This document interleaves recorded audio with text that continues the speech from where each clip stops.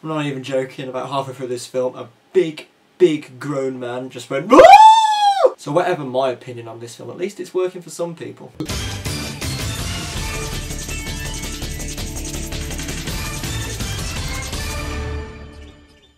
Sinister! Okay, so the plot of Sinister is Ethan Hawke is this true crime novelist who moves to a area where a recent crime has happened, a girl's gone missing, and he's hoping to get some inspiration for a new book and continue writing his story. And while in this location trying to get inspiration, he comes across these 8mm Super 8 films, and as he watches them he sees horrendous images of murders, and from there a series of unfortunate and creepy events take place which throws Ethan Hawke's character into this world of supernatural mystery. Now, Ethan Hawke in this film is great. I really liked his character. He was a character that you could kind of get into, and when he was uncovering things about the mystery, you felt like you were uncovering the mystery along with him. So when he discovered something, you felt like you discovered it as well, and he was a really relatable character, and I really liked him. And then the rest of the cast is just kind of there. They're serviceable, but none of them really stick out. It's mainly Ethan Hawke's character who kind of plummets straight through this film and has you on the emotional tangent. Now, let me just say, I'm a massive horror fan. I've grown up with Cronenberg work. You know, I love I just love horror films in general. I've watched so many, and recently we've just come through this state of really stale horror films. And it says in the trailer that this is from the producers of Paranormal Activity and Insidious, which are just... I'm not a big fan of Paranormal Activity, and I really didn't like Insidious, so I went into this film very trepid and not expecting much at all, and I can't hold it in anymore. I loved this film. As a horror fan, I absolutely loved this film. First of all, what I think I really liked is that it didn't fully rely on jump scares. There was so much creepy material and interesting use of directorial work, like camera shots or just stuff happening in the background and slow building tension, that it actually got to me without using any jump scares. I mean, I find jump scares a really cheap way, and this film had enough horror to get to me without relying on just, making me jump. And it feels very claustrophobic. I mean, most of this film just takes place in this one house. It doesn't... They've moved to a new town, but you never get to see that new town.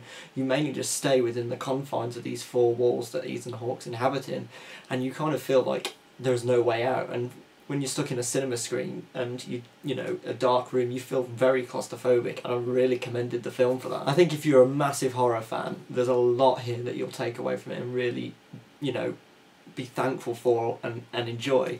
And if you're not a horror fan, and mainstream audiences as well, they will love this film because it has the jump scares, it has the creepy imagery, it has the tension building, it has pretty much most things you'd want from a horror film. It also feels relentless. I mean, there wasn't many times where the film kind of, slowed down and made you calm. I mean, there were scenes where there was a bit of comedic dialogue to try and, ease the tension, but for the most part it's just constant. It's a constant journey forward, and it never feels like you're in a safe position no matter what. Also, there's some genuinely creepy imagery throughout this. I mean, there's a lot of shots and images that will just probably stay in my mind for a good while, and they really were just really disturbing without having to use, a loud noise to to draw attention to it. They just stuck with me for what they were. And as I said, Ethan Hawke's character is kind of watching these Super 8 films with gruesome murders and stuff, and you watch them as well, and if you've not watched the trailer, I recommend that you don't, because it gives away quite a lot of them.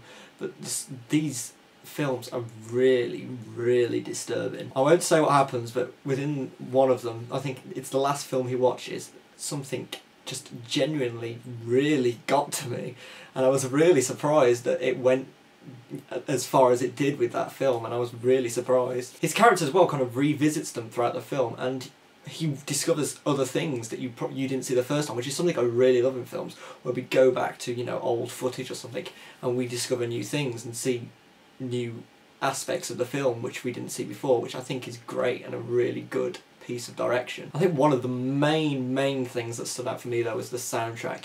It felt more like an ambient score instead of like a thumping, backing sound of music. It felt like it belonged in the area. It felt like it was just an array of noises instead of just, violins and trumpets or whatever. It felt like it was just, sound that could come from around the house, and it was really creepy and built up the tension phenomenally. However, the film is not perfect. It does have a couple of flaws. I think the main flaw is it still runs over some cliche ground, and I understand that mainstream audiences, you know, are used to this ground, so they'll feel more comfortable approaching a film that, you know, addresses this, like, you know, the family drama, the, you know, the jump scares. And I feel like sometimes it kind of trod too much on this used and tired method when it was working so well in more inventive ways. And there's some kind of really badly written characters as well. I mean, one stands out as the deputy cop from this town, and he just kind of feels like an unnatural character and doesn't really gel within the rest of the themes and the general tone of the story. But overall, I really dug this film. I thought, you know, when we've had, you know, The House at the End of the Street last week, which was just complete crap, and then we've had films such as The Possession, which was all style and no substance, I felt this was style and substance as well. So overall, I'm going to give it 4 out of 5 stars. I think it feels like a really fresh horror story, while also, even though it treads over old ground, it manages to still bring new stuff to the table from time to time, and it manages to contain this really creepy feeling of dread and horror just building throughout the whole film. And I really suggest you check it out. And as usual, if you like this review, you can click subscribe and you can see more.